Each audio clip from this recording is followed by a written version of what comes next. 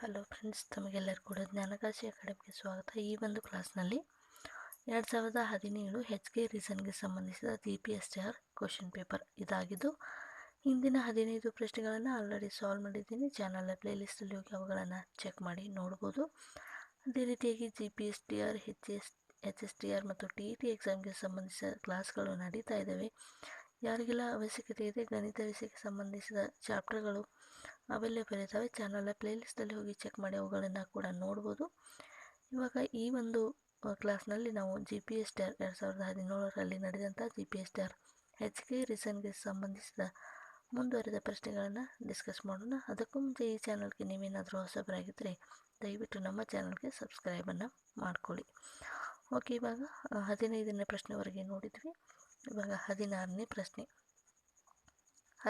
ಪ್ರಶ್ನೆ ಏನಿದೆ, ಒಂದು ಕಾಯದ ಸಂವೇಗದಲ್ಲಾಗುವ ಬದಲಾವಣೆಯ ದರವು ಅನ್ವಯಿಸಲಾದ ಬಲಕ್ಕೆ ನೇರ ಅನುಪಾತದಲ್ಲಿ ಇರುತ್ತದೆ ಎಂಬಂಥ ಹೇಳಿಕೆಯಿದೆ.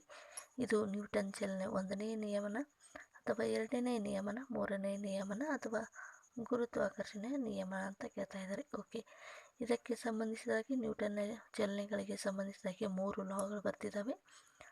ಮೊದಲೇದು ಏನಂದರೆ, ಒಂದು ಕಾಯದ ಮೇಲೆ ಬಲ ಪ್ರಯೋಗವಾಗದ ಹೊರತು ಆ ಕಾಯ ಏನಾಗ್ತಿಲ್ಲ, ಸ್ಥಾನದಲ್ಲಿ ಬದಲಾವಣೆ ಆಗೋದಿಲ್ಲ ಎನ್ನುವಂಥದ್ದು ನ್ಯೂಟನ್ ಚಲನೆ ಮೊದಲನೇ ನಿಯಮ ಆಗುತ್ತೆ. 2ನೇ ನಿಯಮ ಏನಿದೆ, ಒಂದು ಕಾಯದ ಸಂವೇಗದಲ್ಲಾದ ಬದಲಾವಣೆಯ ದರವು ಅನ್ವಯಿಸಲಾದ ಬಲಕ್ಕೆ ನೇರ ಅನುಪಾತದಲ್ಲಿರುತ್ತದೆ ಎನ್ನುವಂಥದ್ದು 2ನೇ ನಿಯಮ. So option number B is right answer in this question. 3ನೇ ಲಾ ಏನಾಗಿತ್ತು, ಒಂದು ಕ್ರಿಯೆಗೆ ಸಮನಾದ ಪ್ರತಿಕ್ರಿಯೆ ಕೂಡ ಇರುತ್ತೆ ಎನ್ನುವಂಥದ್ದು 3ನೇ ಲಾ ಆಗಿದೆ. ಓಕೆ, ನ್ಯೂಟನ್ ಲಾಸ್ ಮತ್ತು ಫಾರ್ಮುಲಾಸ್, ಡೆರಿವೇಷನ್ ಮತ್ತು ಯೂನಿಟ್ ಆ್ಯಂಡ್ ಡೈಮೆನ್ಷನ್ ಇದನ್ನು ಕೂಡ ನೀವು ಸ್ಟಡಿ ಮಾಡಬೇಕಾಗಿರೋದು ತುಂಬಾ ಇಂಪಾರ್ಟೆಂಟ್ ಆಗಿರುತ್ತೆ. ಓಕೆ, 17ನೇ ಪ್ರಶ್ನೆ, ಇದು ಸೆಟ್ ಈ ಒಂದು ಚಾಪ್ಟರ್ಗೆ ಸಂಬಂಧಿಸಿದ ಪ್ರಶ್ನೆಯಾಗಿದೆ. A is equals to X is belongs to X. X ಎನ್ನುವಂಥದ್ದು ಎ ಎನ್ನುವಂಥ ಸೆಟ್ಟಲ್ಲಿ X is not equals to X ಈ ಒಂದು ಪ್ರತಿನಿಧಿಸುವ ಘನ ಯಾವುದಂತ ಕೇಳ್ತಾ ಇದ್ದಾರೆ. ಸೊ ನಮಗೆ ಈಗ ಕೊಟ್ಟಿರುವಂಥ ಒಂದು ಎಕ್ಸ್ಪ್ರೆಷನನ್ನು ನೋಡಿದಾಗ, if set is a number where the number is not equals to itself, there exist no such number, it is not equals to itself. ಈ ಎಕ್ಸ್ ಎನ್ನುವಂಥ ಘನ ಏನಿದೆ, ಇನ್ನೊಂದು ಎಕ್ಸ್ಗೆ ತನ್ನಷ್ಟಕ್ಕೆ ತಾನು ಸಮನಾಗಿ ಇರೋದಿಲ್ಲ. ಹಾಗಾದರೆ ಈ ಒಂದು ಘನಕ್ಕೆ ನಾವು ನಲ್ ಸೆಟ್ ಅಂತ ಕರಿತೀವಿ, ಅಥವಾ ಶೂನ್ಯ ಘನ ಅಂತ, ಅಥವಾ ನಲ್ ಸೆಟ್ ಅಂತ ಕರಿತೀವಿ. ಶೂನ್ಯ ಘನ ಅಂದರೆ ಅದು option number B is right answer.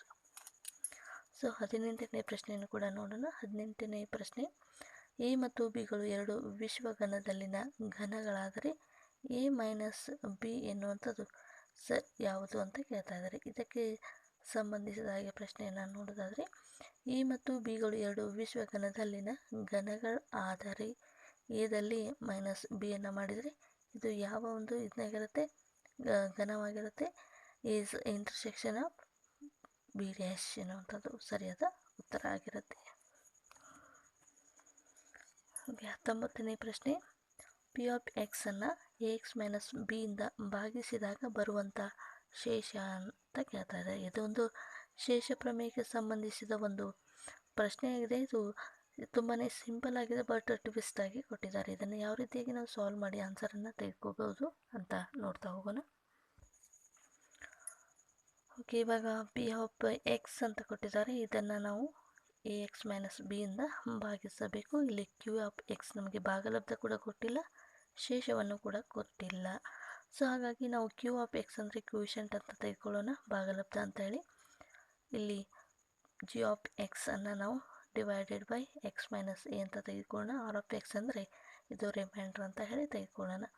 Okay, ನಮಗೆ ಆಲ್ರೆಡಿ ಏನಂತ ಕೊಟ್ಟಿದ್ದಾರೆ, ಎ ಎಕ್ಸ್ ಮೈನಸ್ ಬಿ ಅಂತ ಕೊಟ್ಟಿದ್ದಾರೆ. ಎ ಎಕ್ಸ್ ಮೈನಸ್ ಬಿ ಅಂದರೆ ಇದು ಈಕ್ವಲ್ಸ್ ಟು 0 ಆಗಿರುತ್ತೆ. X equal to B by A ಅಂತ ಆಗಿರುತ್ತೆ. ಹಾಗಾದರೆ ಇಲ್ಲಿ ಪಿ ಆಫ್ ಎಕ್ಸ್ ಅಂತ ತೆಗೆದುಕೊಂಡಾಗ P of X is equal to X ಅಂದರೆ ಏನಿದೆ, ಬಿ ಬೈ ಎ. ಹಾಗಾಗಿ ಪಿ ಆಫ್ ಎಕ್ಸ್ ಅಂದರೆ P of B by A ಅಂತ ತೆಗೆದುಕೊಳ್ಳೋಣ. ಓಕೆ, ಇಲ್ಲಿ ಆರ್ ಆಫ್ ಎಕ್ಸನ್ನು ಕೂಡ ತೆಗೆದುಕೊಳ್ಳೋಣ. ಆರ್ ಆಫ್ ಎಕ್ಸ್ ಅಂದರೆ R into B by A. P of X ಅಂದರೆ B by A is equal to R of A by B. ಎರಡನ್ನು ಕೂಡ ಈಕ್ವಲ್ ಆಗಿ ಮಾಡಿದಾಗ P of B by A is equal to R of B by A. ಹಾಗಾಗಿ ಇಲ್ಲಿ ನಮಗೆ ಉತ್ತರ ಏನಿದೆ, option number D is a right answer. P of X is equals to P of B by A. Okay, ನಮಗೆ ಕೊಟ್ಟಿರುವಂಥ ಒಂದು ಇಕ್ವೇಷನನ್ನು ಏನಿದೆ ಬಳಸ್ಕೊಂಡು ಕ್ಯೂ ಆಫ್ ಎಕ್ಸನ್ನು ಬಳಸ್ಕೊಂಡು A X minus B is equal to 0 ಅಂತ ತೆಗೆದುಕೊಂಡು ಇಲ್ಲಿ ಎಕ್ಸ್ ಬೆಲೆಯನ್ನು ಕಂಡುಹಿಡ್ಕೋಬೇಕು. ಎಕ್ಸ್ ಬೆಲೆಯನ್ನು ಕಂಡುಹಿಡಿದಾಗ ಅದು ಬಿ ಬೈ ಎ ಆಗಿರುತ್ತೆ. ಈ ಒಂದು ವ್ಯಾಲ್ಯೂನ ಎಕ್ಸಲ್ಲಿ ನಾವು ಅವೈಲೇಬಲ್ ಮಾಡಿದಾಗ ಪುಟ್ ಮಾಡಿದಾಗ P into B by A ಎನ್ನುವಂಥದ್ದು option number D is the right answer. Next 20ನೇ ಪ್ರಶ್ನೆ.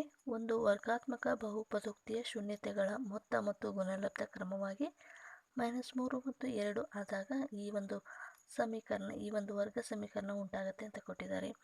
ಓಕೆ, ಇದು ಒಂದು ಬಹುಪದೋಕ್ತಿಗಳು ಈ ಒಂದು ಚಾಪ್ಟರ್ಗೆ ಸಂಬಂಧಿಸಿದಾಗಿದೆ. ಇಲ್ಲಿ ಶೂನ್ಯತೆಗಳ ಮೊತ್ತ ಮತ್ತು ಶೂನ್ಯತೆಗಳ ಗುಣಲಬ್ಧವನ್ನು ಕಂಡುಹಿಡಿಯುವಂಥ ಸೂತ್ರ ಮೊದಲಿಗೆ ನಿಮಗೆ ಗೊತ್ತಿರಬೇಕು.